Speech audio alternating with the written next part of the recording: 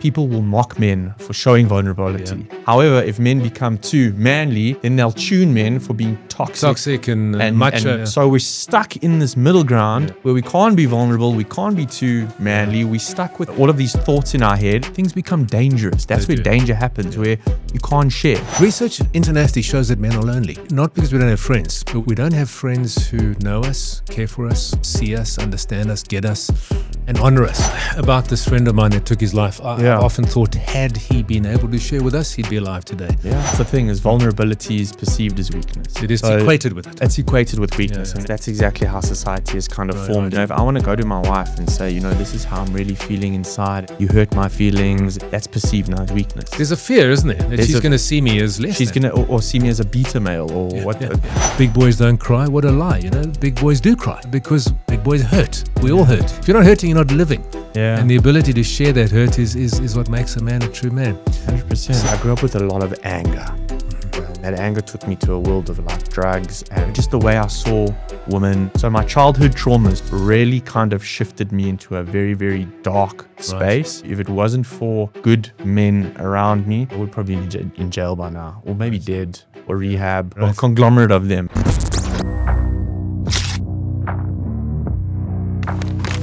Hi there, Craig Wilkinson, Force for Good podcast, and it's a particularly emotional month this month. Well, emotional, but important. It's Men's Mental Health Month, and I'm joined today by a true force for good, someone I've known for a while, Darren Morris, CEO of Lucky Hustle and co-host of Hustle IRL. That's it. And great to have you, Darren. We've chatted a lot before, and it's a topic very close to both of our hearts, men's mental health. And welcome. Good to have you on board. Thanks so much, and good to see you again. Yeah, I think the last time we chatted was probably this time last year. If I could be wrong, but I think it was also Mental Health Month, Men's Mental Health Month. Last time, and that's why we ended up chatting. So it's quite cool and interesting that we get to chat again. But thank you so much. It's so cool to be here. This is awesome. It's great to have you on board, and such an important topic, such a relevant topic. I agree. Becoming more mainstream, isn't it? The whole issue of men's mental health. But having said that, men still struggle to talk. We still don't talk. There's still a pressure on us to hold it together, not to talk. I often tell the story of a close friend having committed suicide, and us gathering around his funeral, and none of us knew, Yeah. What is your take on that right now?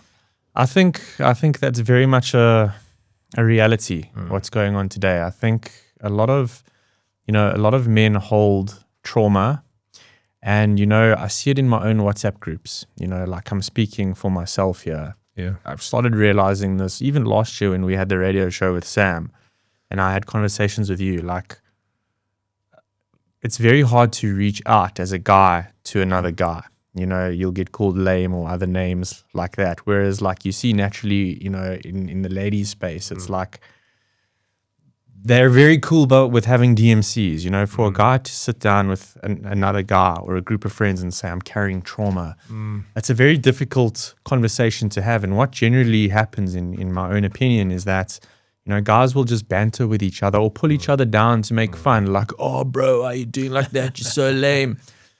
But I think it's taken an effect in the long term. And now what's basically happened is that you're seeing, in terms of things like suicide rates, a massive spike. And if you look at the numbers, men aren't going to therapists. Men aren't speaking. And, men are almost, like you said, embarrassed to be a man, and there's a lot of pressure on men's plates. So yeah, I agree. So it's interesting, even, I think Robin Williams was one of the guys that sparked this off, wasn't he? Robin Williams was the comedian who committed suicide. And we all saw him as this funny, amazing, together guy, and yet he was inside dying, I had a younger brother who committed suicide. Yes. It's so even in spite of all this publicity and all this kind of normalizing it, they say the biggest lie that men tell is, I'm fine, As you say, you go up to, hey, Darren, how you doing?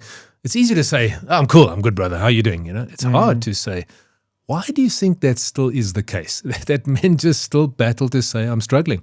Fear of shame, fear of being called gay, as you said, whatever the term that they use.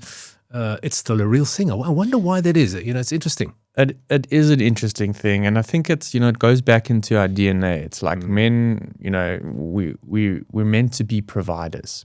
that's And a provider can't fall down. You've got and to a keep provider going. can't fall down. We've got this massive pressure on our backs to, naturally put the bread on the table, Right. run the home, protect the family. Yeah. And that's not always the case, especially in today's day and age where, things happen and men can't do that.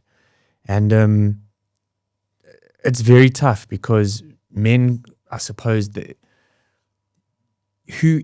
there's almost this thing of like, when you speak about it and you say as a man, I'm failing, maybe I'm not putting bread on the table, maybe I don't feel like I'm being a good father, maybe I feel like I'm not masculine enough. It's this sense of embarrassment.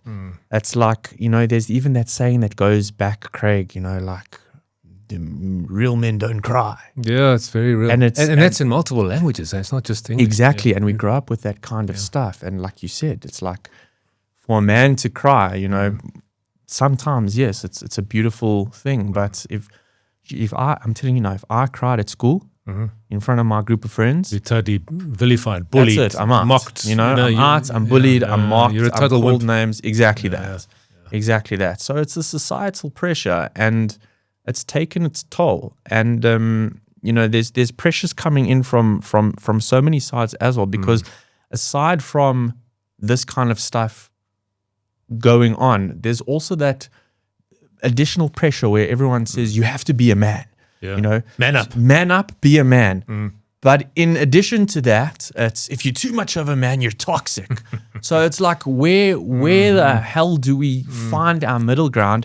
And that's why men, in my opinion, stay silent. Yeah. Because they stay silent, we carry things inside, and that's why you get these statistics like an abusive home. Because it's like I've got all this anger and I've got all this. It's got to come out somewhere. It's got to come out somewhere, and that's unfortunately happens, and that's why the GBV stats are so high. I mean, that kind of anger comes out in multiple forms. Yeah. Some GBV, some self-destruction, destructive behavior, drinking too much, pornography. I mean, all these different things that men turn to make themselves feel okay. Yeah. But it's a silent cry, isn't it? It's a silent. Yeah. I saw an interesting meme the other day. It was this. This video clip. It was a guy going to his wife and saying, "Honey, we need to talk." And she immediately said to him, "What have you done wrong?" Yeah. And then she comes to him and says, "Honey, I need to talk." And he says, "Well, what have I done wrong?" It's it's always the man that's done something wrong. The guilty. Another one where a guy was outside in the rain, trying to dry his car, and he said, "No, my wife said she wanted to have a conversation." I said, "As soon as I dry the car, I'll be in." And it's pouring with rain. This terror of speaking, of being, because it's not just embedded in us as guys. Hey, this, if you cry, you're a weenie or a wimp, Sissy. Yeah. you're a sissy. But also, there's a fear that if I show that in front of a woman, she'll perceive me as weak. And is it safe for me to be vulnerable? And I think it's important for both women and men to make it safe for other men to be vulnerable. Because, and I love your thoughts on this, vulnerability is not weakness, is it? Weakness is weakness. Weakness is giving up. Weakness is being entitled. Weakness is not taking responsibility. That's weak. Vulnerable is saying, you know what, I'm not going to give up, but I'm struggling, Correct. But that's the thing, is vulnerability is perceived as weakness. It is perceived as, it's equated with it. It's equated with weakness, and that's exactly how society has kind of formed it, is that if you want to be vulnerable, if a man is vulnerable, if he's vulnerable, and even to the people closest in your life, if I want to go home and go to my wife and say, this is how I'm really feeling inside, and you hurt my feelings, and that's perceived now as weakness. There's a fear, isn't there? That she's going to see me as less. She's going to, or see me as a beta male, or see me as a beta male. And that's the thing. Like, a man wants to be in his relationship. Right. Like, a man wants to be for his wife the ultimate figure of masculinity. Like, she must look at him and see he's sexy, he's strong, he's a provider. And that's the thing. That's, again, why it's very hard to have a conversation, go to your wife and say, today I'm feeling insecure. Today I'm feeling a little bit depressed. My mental, I got a little bit jealous when you were talking to that other guy. Yeah. That's vulnerability, but it's perceived as weakness. Yeah. And, if you look on social media as well, it's not only perceived as a weakness, it is weakness. If you look at a lot of these podcasts that happen, especially, I can't even think of them off the top of my head, but it's like people will mock men for showing vulnerability. They'll mock men for showing vulnerability. However, if men become too manly, then they'll tune men for being Toxic and macho. And men are trash. Yeah. So we're stuck in this middle ground where we can't be vulnerable, we can't be too manly. We're stuck with this, all of these thoughts in our head, and that's that's how it is. Yeah. You're stuck with thoughts in your head, things become dangerous. That's where danger happens, where you can't share. Absolutely. Well, I mean, about this friend of mine that took his life, I've often thought, had he been able to share with us, he'd be alive today. Yeah. A problem shared is a problem halved. But also the reality is, if you've really got an issue and you come to someone, as a friend who loves someone else, you want to help them. It's going back to what you said about the wives. I was running a session with a big banking group the other day with men. Yeah. And this one guy said, he said, my wife the other day called me cute.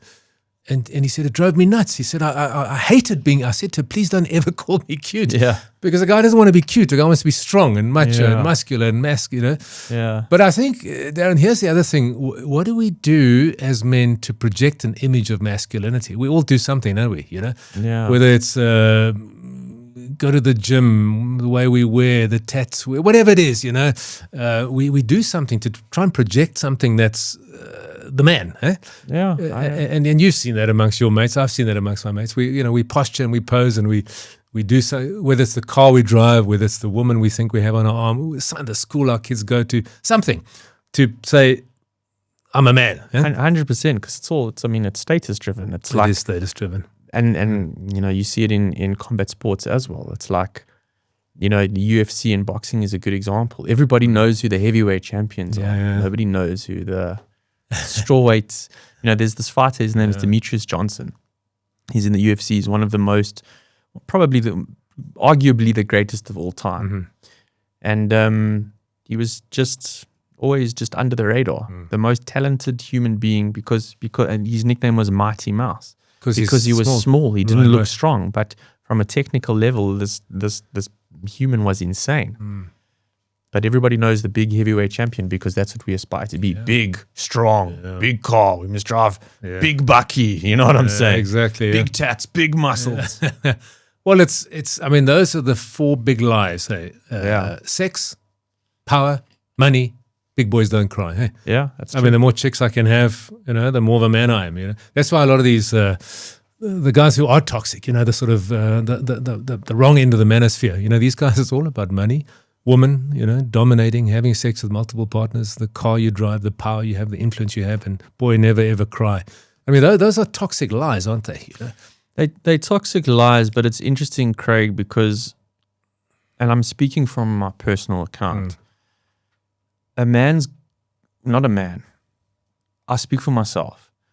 You have to go through that to understand why that's not good for you in life, because I can also understand that there are men out there who haven't ever had that kind of life, where they're not exposed to the cool crowds, the woman, those like just awkward dudes. Just a normal dude, actually, really. Huh? Normal dudes, if you want to call them that. Who can't pull every chick that he wants to, and they haven't had lots of sex and lots of partners and crazy nights out at clubs and all these crazy stories, and it almost becomes a fantasy of theirs, to become that, and they will spend their life and their time focusing on that, and that's exactly why, because you'll naturally think, if I get the better car, if I wear the gold chain, if I'm wearing the Louis Vuitton, if I've got the big muscles, that's my key to happiness, because happiness is kind of linked to lots of sex, lots of women, big cars,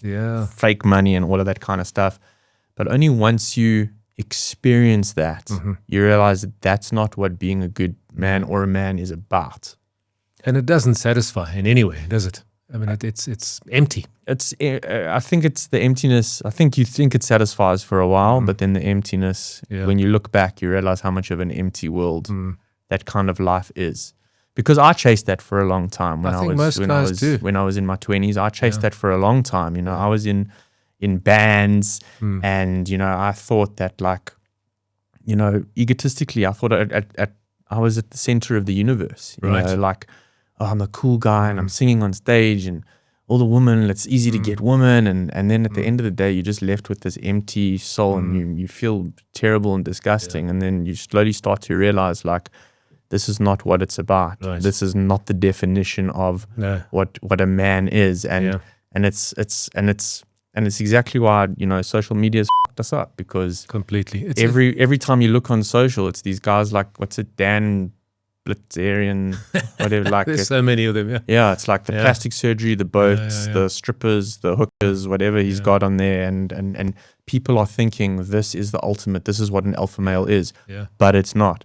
An alpha male it's a good dad, a man who provides, 100%. a good husband, someone who doesn't cheat on his wife, and you're not seeing people like that on social media. That's like, well, that's not being validated, is it?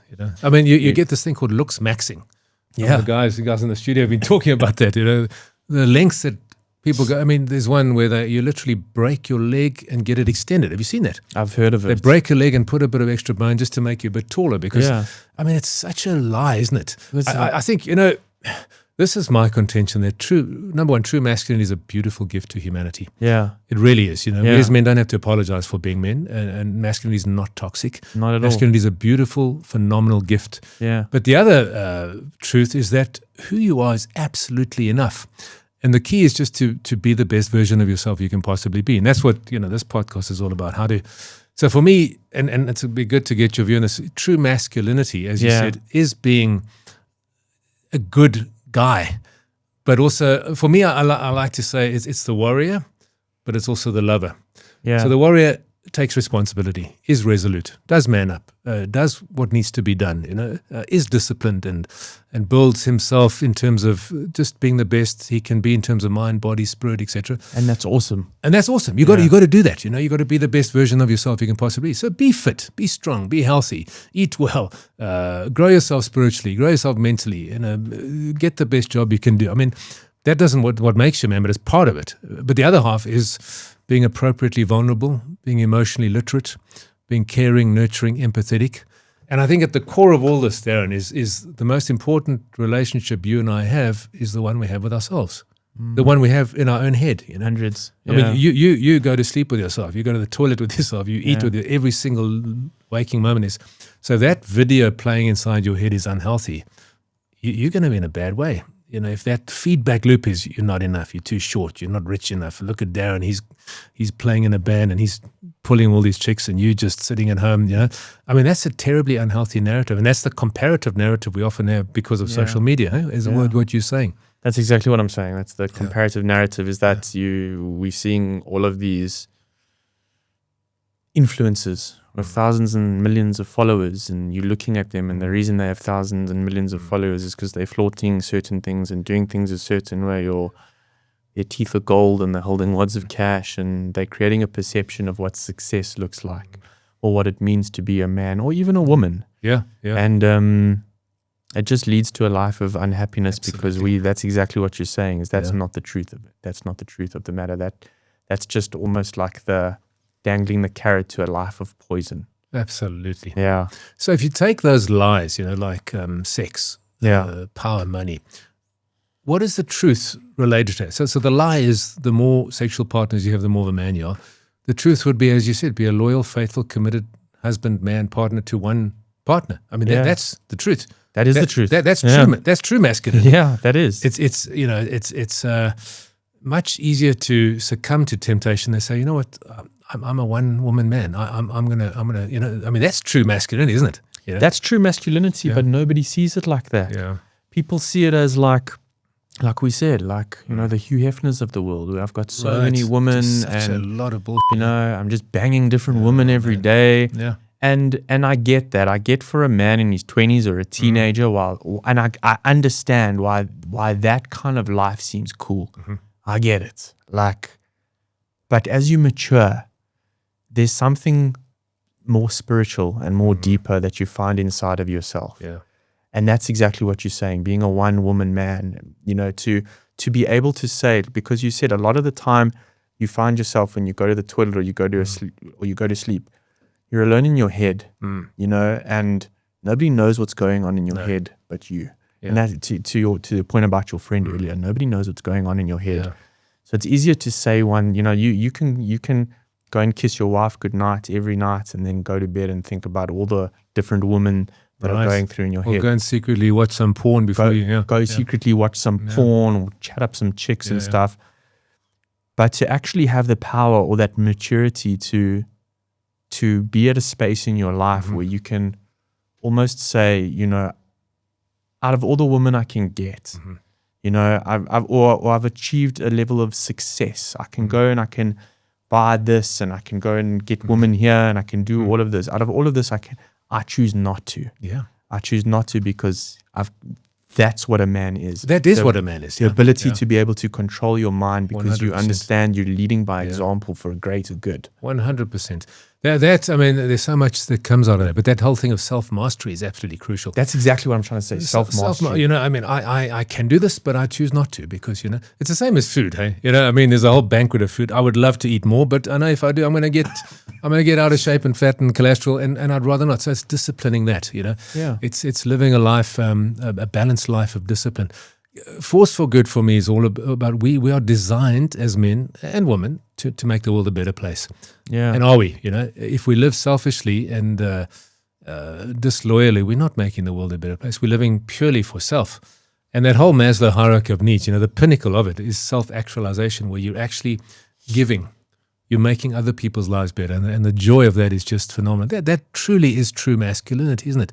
You're making the world a better place. Your wife's a better woman because you're in her life. Your brothers are better men because you're in their lives. You know, your kids are better. Your South Africa's better. You know, this is truly what it's all about. It is, but it's easier said than done because for me, like I agree. Yeah. You agree. That's why we're having a conversation. That's why we say the things we do, but it just baffles me. It's like having a conversation with somebody about politics or religion. It's like no matter how many times you try and convince somebody something, some people are just closed off to this. Some people are just not there in their minds to hear the message of being a force for good. Right. Like you can sit somebody down in their teens or in their 20s, and you can tell them this is what it's like to be a good man or a good father, you know, and they'll just be like, I just want to bang chicks. Yeah. You know, so it's a very, very hard conversation to have. But you know, I think you raise a very important point, and it's a good segue into a different aspect of this. Is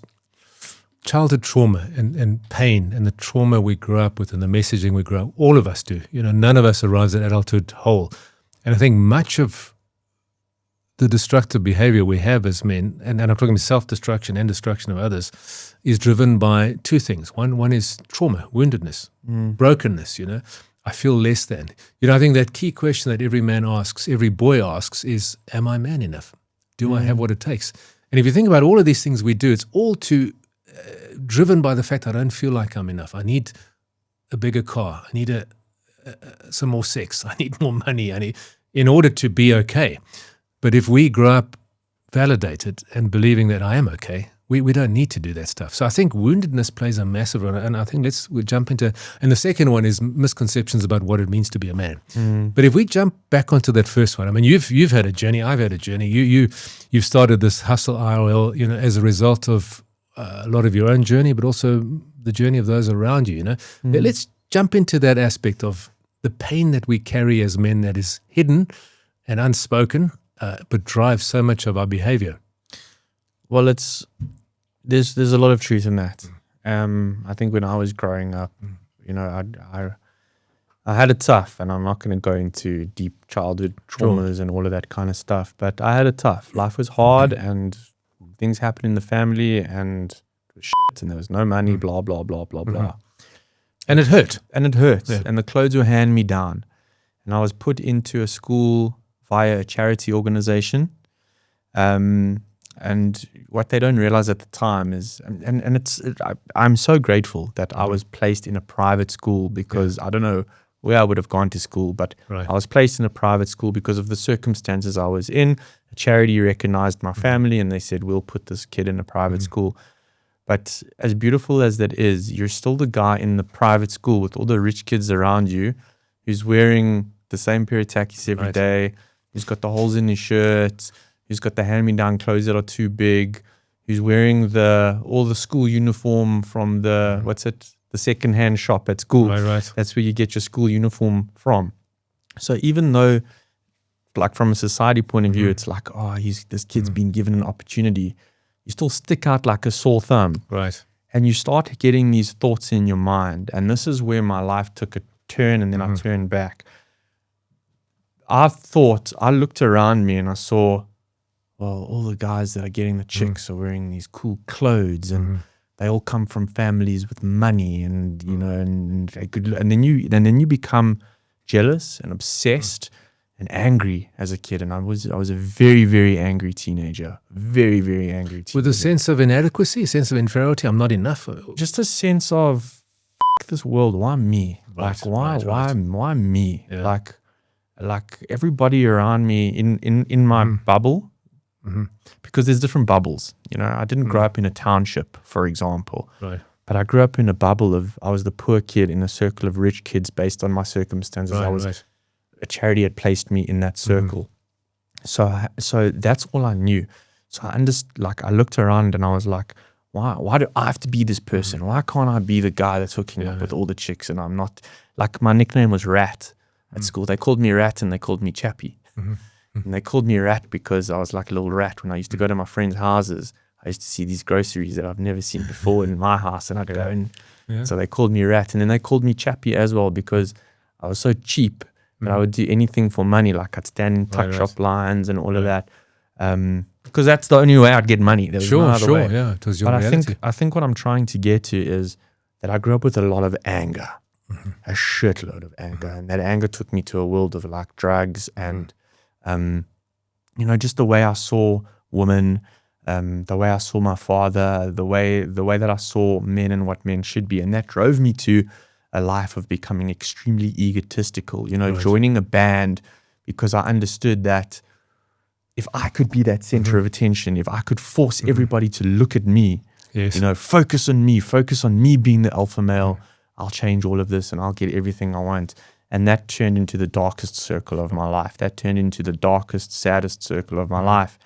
And I think it all kind of changed when I realized that that's not the way to break through it. You're not chasing this life of money and bitches and all of that kind of stuff that you see on social, but you're actually like, if you just put good into this world and you become a good human being and you give people back and whatever, with time, patience, and maturity, you actually start realizing what it is to be a good human. So my childhood traumas, to your original question, really kind of shifted me into a very, very dark space. And to be honest with you, if it wasn't for good men around me and good influences around me, because I got involved in very bad crowds, I would probably be in jail by now, or maybe dead, or rehab, or a conglomerate of them. But I had some very good influencing people around me who led me on the right path, and that changed my life. And then all of a sudden, this dude who had no academic, because I was dwarf, man, you know, could now believe in himself and start a business and become a CEO eventually down the line. But dude, 10, 15 years ago, I was a raging drug addict, to be fair. Oh, well, it's a phenomenal story there. You know, Darren, what's so interesting is that we all have our stories. You know, and we see the outside, but we don't see inside. If I look at my own story, I grew up in a middle-class home. You know, we had pretty much everything we needed. But a father who was, I guess, one of those guys who's there but not there, totally emotionally detached and pretty self-absorbed, narcissistic, you could say.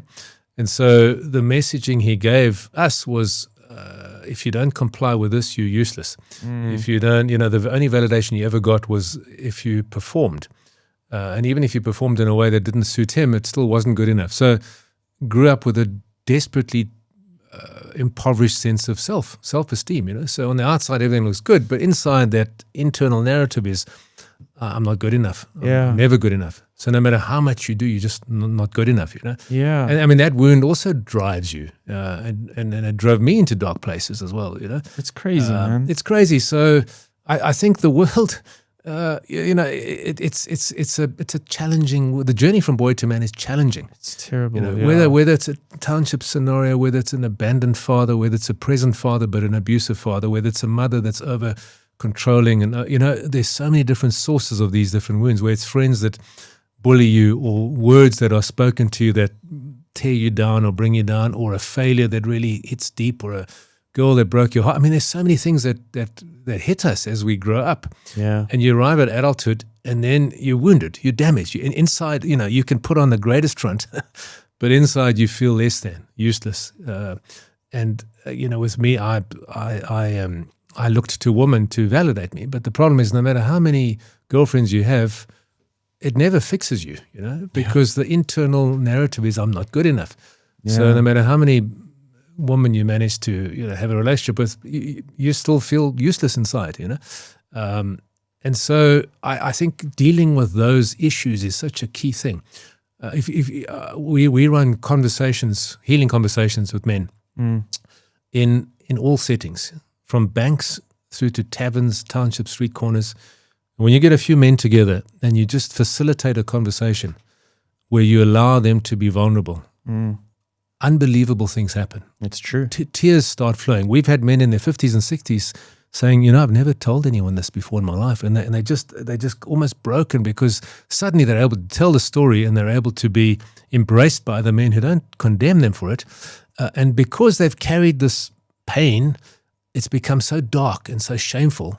When they share it, it kind of just brings light, and there's healing. And I mean, you've had a similar experience. You were talking about that. Yeah, we were invited to UJ to do, so this Hustle IRL podcast that we're doing now talks about a similar narrative. Yes. And we were invited to UJ for this, it was called a men's conference. And all of this stuff is kind of new to me. Like this is thoughts that I've had my whole life, Craig, but I've never actually aired them out, until now, until talking to you last year. So they said, no, come and speak at this men's conference. And I was like, what am I going to talk about at a men's conference? I don't know what to talk about. Anyway, long story short, had this conversation with a group of students. Yeah. And I thought these guys were just going to sit and just stare at me, or be on their phones, or laugh at me, or, exactly how the guys are, how lame's this dude, And it ended up with groups of friends who were getting up and saying to each other, I never knew you were going through that, and I'm so sorry for how I've treated you for the last year. It wasn't intentional. I thought I was being the funny guy in the group by calling you that name. I didn't know it had such an effect on you. I didn't know it made you feel that Certain way. And it's exactly how, that's the thing. It's goes back to the rat or the chappy analogy. Yeah. It's people are just thinking, oh, he's got a nickname, Chappy, what's happening? And he thinks it's cool, and I think it's cool. Rat, what's happening, my boy? But now my whole life, I'm thinking I'm cheap as a chappy. You know what I'm saying? And to the dudes, it's funny, but it's and those are your good friends that are call it my best friends. And it naturally comes up, my best friends. And still to this day, they call me Rat, because it's just a name that's stuck from school. But if you actually look back at what does that mean? That's we harm each other. We don't mean to. That's what happened at this men's conference. Is guys were realizing, holy shit, I've thought that I've been loving. These are my boys. These are my gents. Yeah. But I've actually been ripping this guy apart, and he's too vulnerable, or he's not vulnerable enough to say anything to me, because if, like you said earlier, it's in a group of macho boys, it's guys, I'm actually, please stop calling me that, because it's hurting my feelings. Yeah. You get that meme, that gay, you know what I mean? Yeah. That's the meme you'll get. Yeah. Whether it's politically correct to say that or not. The guys listening now know that's that's the meme that goes around in the WhatsApp circles.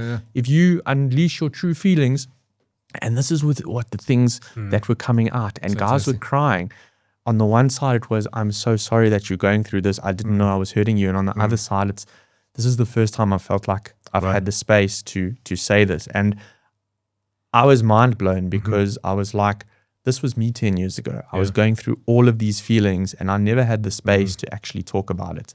And I'm so glad that we can speak about it now, because not so long ago, we were living in a space where just to talk about being a man or masculinity or even mentioning the word men, there was this heavy narrative of men are trash and we're pieces of shit and you can't be a man, and what's it like to be a man. And slowly that it feels like it's changing. Maybe it's only in my world, but it feels like it's changing.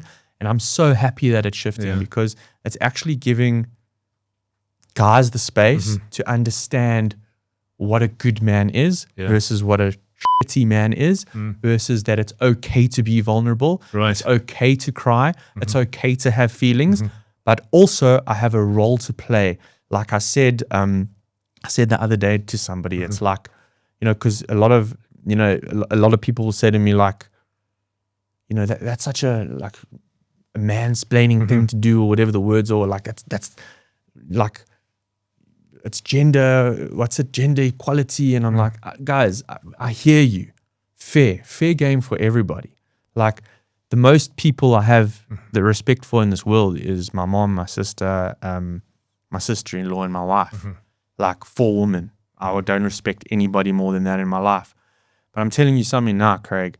If somebody came into my house at night, I'm not calling my wife and I'm saying, go check what, go look. Yeah. I'm getting up, I'm cocking my gun, and I'm going to be a man. Yeah. Like, that's what I'm trying to get across, is that fair enough, in the workplace and all of that, but there's natural roles in our DNA. Sure. And we must be proud of that. Yeah. Absolutely. Well, it's the warrior and the lover, isn't it? I mean, the warrior is the man who gets up, cocks the gun, and goes and faces the danger. Well, I'm going to get up, cock the gun, and do that. And let's say you saw me on camera, you'd be like, look at this imbecile at night walking around his house in his underpants. Look at this, like, what's this oak on all the testosterone in the world, walking around his garden with his 9mm. But meanwhile, it's because I got a wife inside. And it doesn't mean you're not scared. You're scared, but you're overcoming that. I mean, you're trembling. Yeah. I'm doing that because I want to protect the woman that means the most to me in the world. That's why I'm doing it. Well, and that's what the world doesn't understand. No, that's masculine. Going back to the brotherhood thing, the research internationally shows that men are lonely. We're lonely not because we don't have friends, but we don't have friends who know us, care for us, see us, understand us, get us, and honor us. We have friends we can drink a beer with, watch a game with, jostle with, joke with, go fishing. We don't have that kind of friend. One of the things for me that we don't do enough as men is honor each other. In the sense of see the good in each other and call it out and honor it. We rip each other off. Yeah. The rat and the chappie. I mean, Darren, if I look at your life, I mean, honestly, I can honor you for a number of things. Thank you for the courage to be open and vulnerable. Number 2, for your tremendous level of self-awareness. You're a guy who is very self-aware. You understand the journey you went on and what needs to take. Number 3, for choosing a path of making a difference in the world. I mean, these are honorable things. And as a brother, I can say I honestly honor you for that. But how often do we do that to each other? Never. We don't. Never, we rip each other off. We tease. To be appropriately vulnerable for us, and not necessarily on a public platform, not necessarily even in a group of 4 or 5, but one-on-one or one-on-2, to say, dude, I'm really struggling, can you stand with me? Can you walk with me? Can you pray with me? Whatever, to be able to be appropriately vulnerable, to support. So difficult. We need each other to do that. And, it's guys like you who lead by example that are changing the narrative, that are actually giving other guys permission to do the same. When you tell your story, another guy says, oh, that sounds familiar. Maybe I can tell my story. That's what changes it. And I mean, you use that, the power of storytelling and sharing and media to help shift the narrative. And well done. I honor you for that, man. It's a very good thing you're doing there. Thanks, man. I hope so, because that's what I'm trying to do. Just to say, like, it's cool to be. It's like, be proud to be a dude. Be absolutely. proud to be able to protect your beautiful woman or man. It doesn't matter who you love. But whatever you love, be proud to protect that person. Be proud to stand up, to be masculine, to be a warrior. To want to become number one, to want to provide. There's so much that people can learn from. But to your point, I don't understand why, we live in a world where we just can't, like, whether it's you're talking to your dad or your friend or your uncle, it's so hard to it almost feels like you're the awkward guy for trying to have these conversations, because generally a conversation between guys is like, what's up, dude? Did you watch the football? Yeah. Exactly, yeah. How hot's that chick? Yeah, she's hot, bro. Did you watch the series? Yeah, it's sick. It doesn't really go into like, how's your mental health, dude? Are you on meds, bro? And I'm like, because you seem a little bit on and off. Like, is everything okay? this shit doesn't We happen. don't. And it is shifting, it is changing. But I think what's also very important is thrown into the mix is the fact is that narrative that men are toxic and men are bad. So there's almost a shame. I do a lot of work with young boys at school, 16, 17-year-olds. And I ask them, are you proud to be a man? Yeah. And they say, yeah. And I said, would you put that on social media? No, I couldn't do that, the fact, and I say, well, we'd be cancelled, we'd get backlash. If you had to go on social media and say, I'm so proud to be a man, you'd pick up flack. And how ridiculous is that, Darren, you and I are men, and we're proud to be men because being a man is a very, very good thing. Society needs men. Men are not tolerable. They're essential, and we need to have that standpoint, Yeah. I'm proud to be a man. Sure, men have gone wrong. Sure, women have gone wrong. Humanity gets toxic, Yeah. There's toxic humanity, but, masculinity is not toxic. Masculinity is a beautiful, necessary gift. That's the thing. And there's a toxic version. There's toxic men. Yeah, There's amazing men. There's toxic women. 100%. There's amazing women. Yeah. And that's the message that we're carrying, is that we stand to be amazing men, and we stand up for amazing women. 100%. Yeah. And we want to help. You see, if you look at gender-based violence, and I do a lot of work in that field, Yeah. the backlash is men are bad and men need to be feminized and tamed, which is completely the wrong message. No boy's born an abuser. Things go wrong. And I think the two big things that go wrong is trauma, woundedness, sense of inadequacy. I'm not enough. The anger you talked about, Yeah. the sense of inadequacy. If a man feels inadequate, he hasn't been validated by his father, an older man, Yeah. his peers, he grows up with a deep sense of inadequacy and anger, and he wants to prove himself, So woundedness, trauma. And number two, wrong concepts of masculinity that are being out there, If you look at the lies, sex, power, money, big boys don't cry. The truth, sex, yeah, it's fantastic with a committed, loyal partner that you're faithful to. That's it. That's what makes a man. Sure. A man who's faithful, loyal, committed. Power, power is a good thing. We all have power. The power is your ability to impact the lives of other people. But what makes a man is how do you use that power? If you've got political power, do you use it to build society or take for yourself? If you've got economic power, what are you doing with it? Physical power, are you protecting or are you abusing? Emotional, relational power, which we all have in a relationship. Are your words, are you using to build up or tear down? That's what makes a man. Money doesn't make you a man. If you lose all your money, are you less of a man? No. Yeah. As long as you're doing the very best you can to provide. Big boys don't cry. What a lie. Big boys do cry.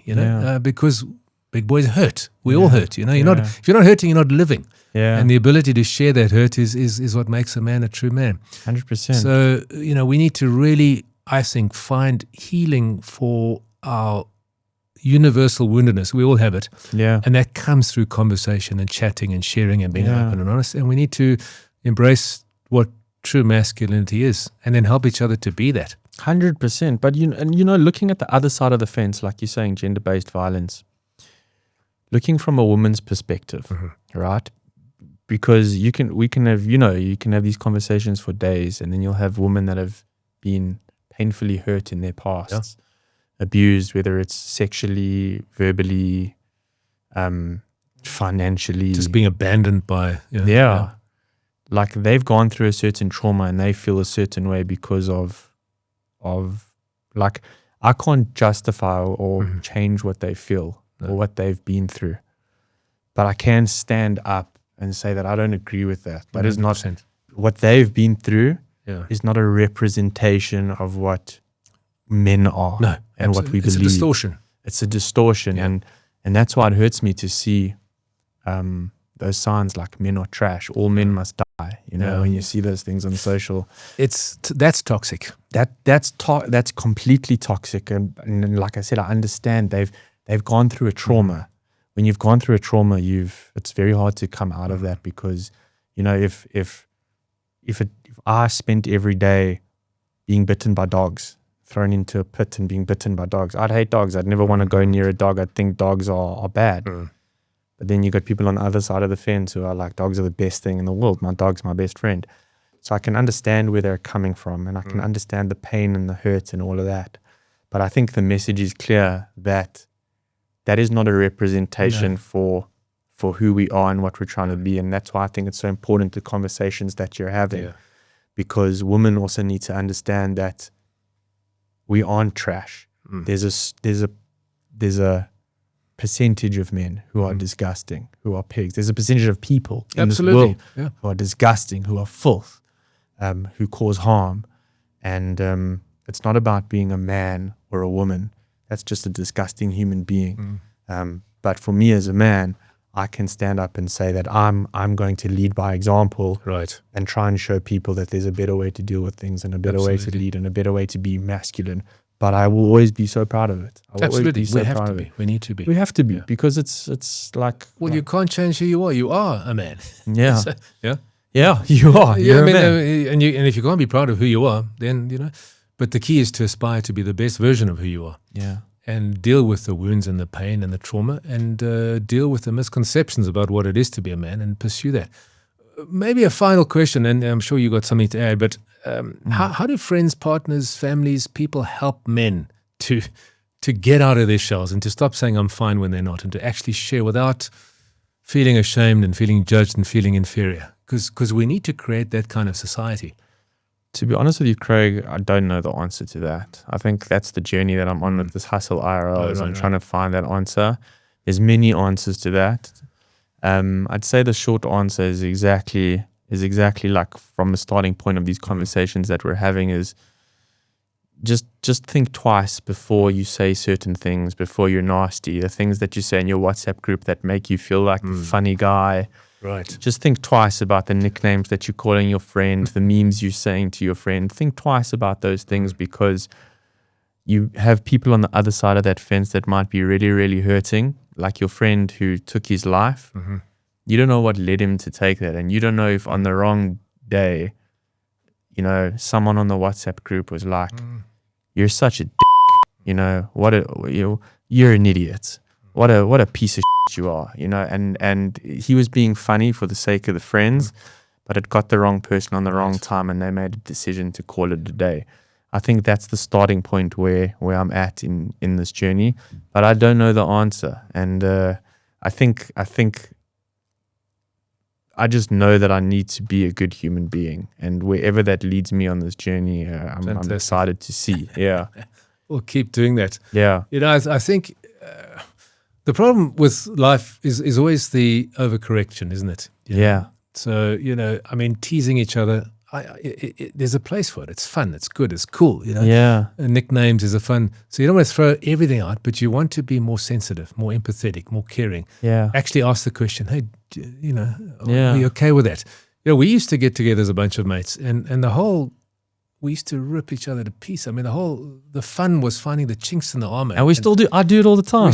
And look, there's a place for that too. Yeah. So it's about, it's the warrior and the lover. Don't lose the man up, because there is an element where we need to man up. There's a time when it's not appropriate to cry. Yeah. When your daughter's feeling vulnerable and she comes to you and you feel like crying, but she needs you to be strong, that's when you man up and you don't shed the tear. But later on, when it's just you and your wife and you're able, then you do shed the tear. So it's about, but I think the issue of being sensitive and caring and realizing the impact that my words and my life are having on others. But I think also what's very key in answer to that question is lead by example, by being appropriately vulnerable. There's a story years ago. I was involved in youth leadership in a church, and one of the young guys came to me, and he said he had this amazing experience. I think he was about 15 or 16, and he said he was struggling with pornography. Yeah. And he said he was so ashamed. But they went away on this camp, and one night he was sitting around this campfire with just 3 other guys, and he decided to blurt this out, and he did. Yeah.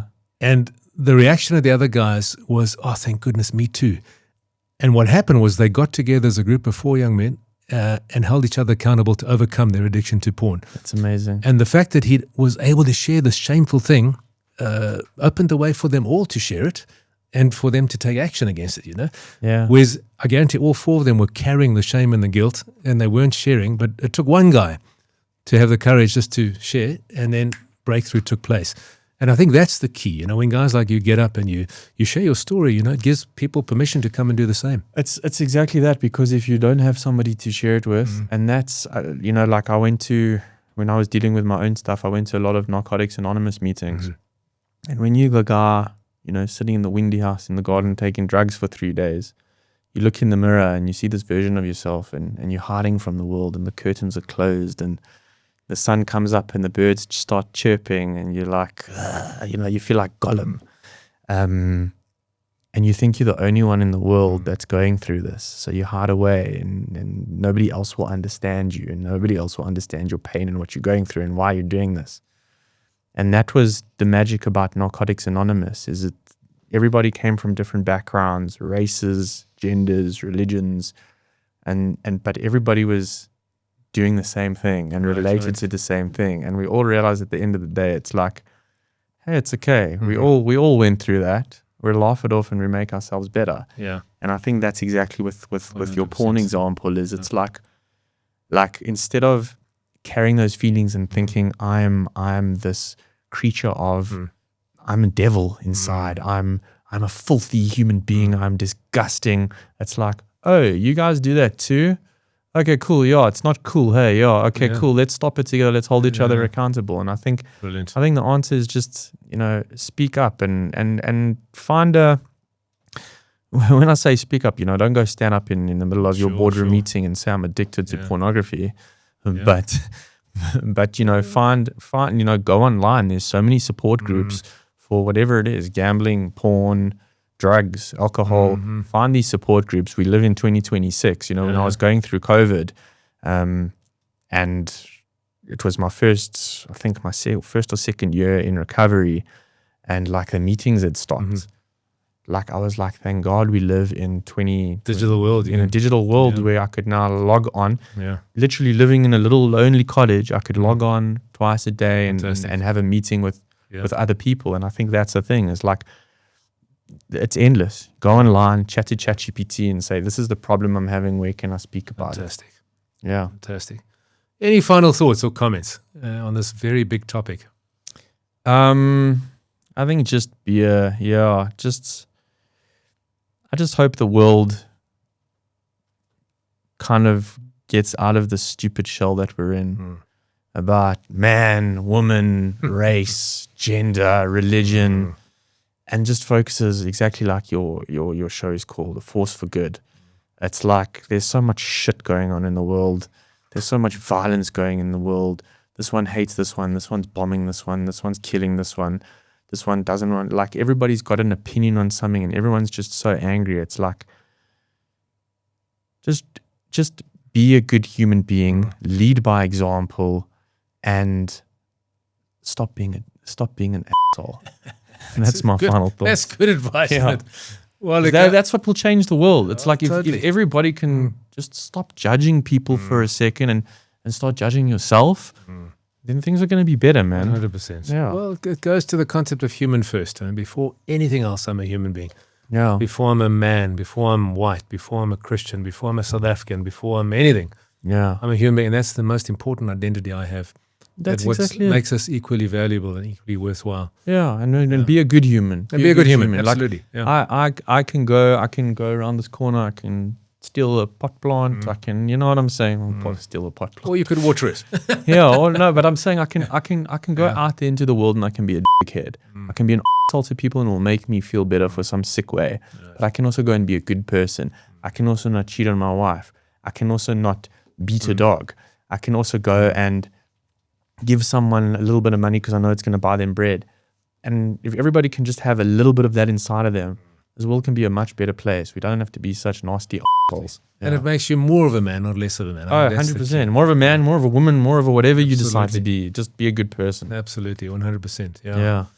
Awesome, man. Thanks, man. Yeah, thank you. Great. I just to say, we need each other. We're not islands. None of us arrive at adulthood completely whole. There's stuff we need to deal with, things that trigger us. And to go on a journey of self-healing, of self-awareness, as Darren has done, as I've had to do, we all need to do it. And then just be the very most powerful person you can be, but use it only for good.